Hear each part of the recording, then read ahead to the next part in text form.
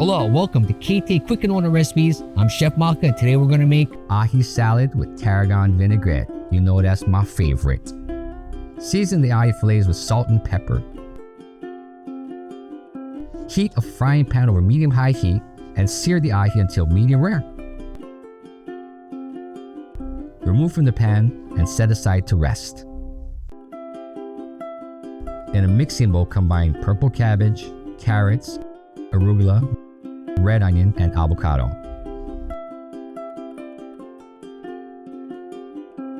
In a separate bowl, whisk together lemon juice, vinegar, Dijon mustard, shallots, garlic, tarragon, oil, and salt and pepper to taste to make the vinaigrette.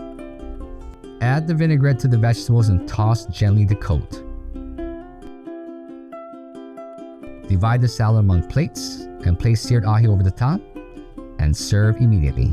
For this recipe and more, visit ktasuperstores.com/recipes. Mahalos!